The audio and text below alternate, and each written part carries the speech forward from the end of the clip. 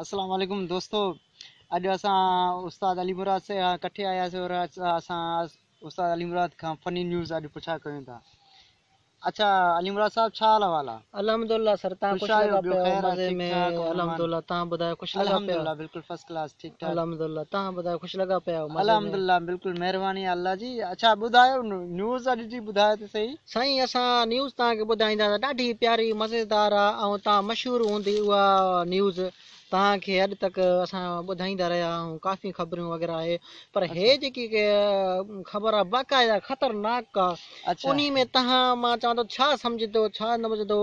बाबा तव्हांखे मां ॿुधायां वञा त आलू ऐं बसर जो झेड़ो अची पियो, जंहिंमें बसरनि ॾाढी हड़ताल कई। बसरनि, टमाटनि खे, भिंडियुनि खे, सभिनि खे कठे करे सफ़ा असली कुरचुरो करे छॾियो। जंहिं बटालुनि जो बयानु आहे इहो जी जी त मिस्टर बटालू चवण त असां बसरनि को ॾाढी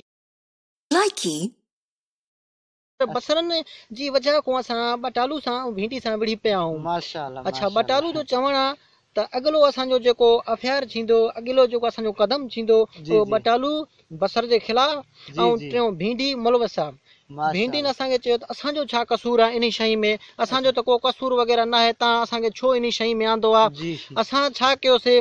हुननि चयो, बटालुनि चयो, पहिरों ॻाल्हि इहा, तव्हां महांगो छो आहियो?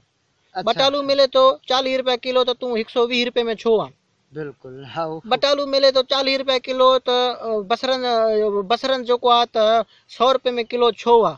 असांजी क़ीमत में इज़ाफ़ो कयो वञे छो? असां इन पाकिस्तान जो हिसो न आहियूं? असां पाकिस्तान जी सब्ज़ी न आहियूं? त पोइ जेको आहे त टमाटर खे बि बाहि लॻी वई। टमाटर चयोड़े, मां कंहिं टाइम में 200 में किलो हूंदो हुयुमि, हाणे मूंखे 20 रुपए में किलो छो कयो अथनि? मुंहिंजी बि अफ़ेयर कट। माशाल्लाह वांगण माशाल्लाह। सूबेदार चयो, बसि को फ़ैसिलो न थींदो, सभिनि खे जेल में लॻंदो, सभिनि जे मथां चालान 1035 चालान लॻंदो, त तव्हांखे तॾहिं ख़बर पवंदी त तव्हां कीअं झेड़ो कबो आहे। जंहिंजी वजह खां अॼु हड़ताल हुई। शहर वियुमि मां मार्केट, का सब्ज़ी न मिली। बिलावल अली, का सब्ज़ी न माशाल्लाह मिली। असां नेठि मोटी आयासीं, वापसि आयासीं। मां चयो हाणे बसि ॿियो छा कंदासीं? नेठि साईं वियुमि मां साईं बनीअ में, पंहिंजी में पालक पई, पालक पटे पटे पटे पोइ साईं असां बोर्ड वग़ैरह चाढ़ियोसीं। इहो साईं अॼु जो न्यूज़ आहे। तव्हां ॿुधायो, ख़ुशि लॻा पिया? अल्हम्दुलिल्लाह बिल्कुलु फर्स्ट क्लास। अदा ही अली मुराद साहब हुयो जेको अॼु जी न्यूज़ ॿुधाएं। बटालू, बसर और भिंडियुनि जी जेका हड़ताल थी, टमाटरनि जी जेके हाणे माशाल्लाह न्यूज़ में ॿुधायो वियो त हाणे इन्हनि खे जेल में सज़ा लॻंदी, काफ़ी टाइम तक सज़ा लॻंदी, ख़बर न आहे 5-8 साल सज़ा लॻे या साल ॾेढ लॻे। साईं मां चवां थो त हिननि खे FIR जो केस लॻल आहे, मौत जो कातिल जो केस। अच्छा मां चवां कातिल जो, छो जे करे बटालू जी जेकी खल हिननि लाथी आहे न उस्ताद, जी जी अञा ताणी इहा खल सुके नथी। अच्छा मां चवां थो वॾो FIR लॻंदो हिननि जे मथां, वॾो कानून पास थी वियो आहे। बाबा माश महांगा बि थी वई आहे, ॾाढी महांगा बि थी वई आहे। बसर, मां चवां थो बटालू त सफ़ा राड़िजी वियो आहे सॼी। बाक़ी टमाटा ग़रीब त फिसी पिया हुते हुते, ढकू ई न झले सघिया। खाओ न बा, छा कयूं?